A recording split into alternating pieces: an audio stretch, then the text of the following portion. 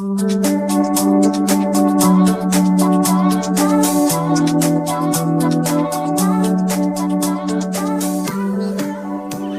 very big welcome to Garden Discovery into my own California garden.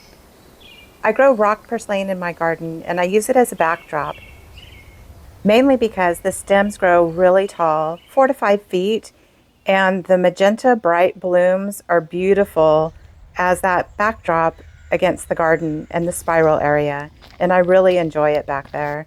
It spreads out, it can grow as a ground cover if you choose, and so this works really nicely on this, and it grows down the slope and helps to prevent any erosion that might occur.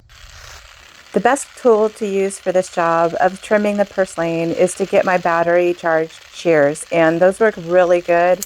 It allows me to cut down at the very base of the stalk and get several of them at one time. So it's really worth it to spend the money to get you some battery chargeable shears for your garden. My goal in starting this is to make sure that I leave a few patches of those flowers for the bees and the other pollinators in the garden. I prune the rock purslane about 4 times a year. I need to cut it back because it's a very prolific grower. It just thrives in the California sun. And at this point, the blooms had gotten just a little bit stringy and not looking their best, so it was time to cut them back. And this does world of wonders because they will grow back in just a month. They'll be in full bloom again and looking as healthy as ever. And just a word of caution, these shears are really sharp, so you really have to pay attention, hold the stalk way up high and cut down at the base and make sure that your hands are far away from the shears as they're working. But these shears really do make a difference and help get the job done very quickly. And if you have a big patch of rock purslane like this patch here, it's well worth it to spend the extra money and get you some battery operated shears like this. However, if you have small patches or grow it in pots, which is totally doable with the rock purslane, then you can just use some scissors or some handheld shears. The most important thing when you're trimming this back is just to make sure that you cut way down to the first set of leaves, not leaving any of the stalk, because that stalk turns woody and it just really is unsightly and doesn't make the plant look good when you've cut it back. Scissors or handheld shears work just as fine too if you have small patches or some growing in pots. And you just want to make sure that you cut way down at the base of that plant. Just like this.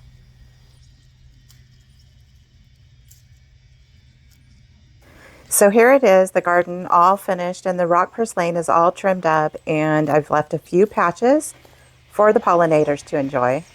Zones 9 through 11 are the best growing zones for rock purslane. It's a beautiful plant that can be grown in a water-wise garden because it enjoys very little water and lots of sunshine.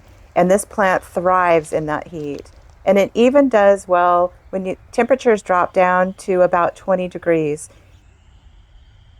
Rock purslane is easy to propagate just by taking a cutting just like this, letting the ends dry, and after a couple days, when that end has dried up, stick that end in soil, in a pot or in the ground, and it will grow roots and grow a brand new plant for your garden. And rock purslane can be used in cut flower arrangements as well. Rock purslane, a beautiful choice to add to your garden, really gives it some height, a really big pop of color, and the pollinators love it. A versatile plant, and you can use it in several ways in the garden, just like this as a backdrop, in a pot, or in a rock garden. It adds a perfect touch to the cactus patch, and it really blends well with my other succulents, my annuals, and my perennials. And I just love the rock purslane in the garden. It's a really beautiful choice and very low maintenance. All I need to do is a few times a year get in and trim it back, and it's just beautiful. Thank you for watching Garden Discovery. I appreciate every single one of you that tunes in regularly and watches. And hey, thanks so much for the new viewers. And I hope this video on rock purslane was helpful to you in your own garden. And Larry the Lazy Cat and I would really love to hear if you grow rock purslane and your experience with it. Let us know. Drop a comment below. We love to hear from you guys.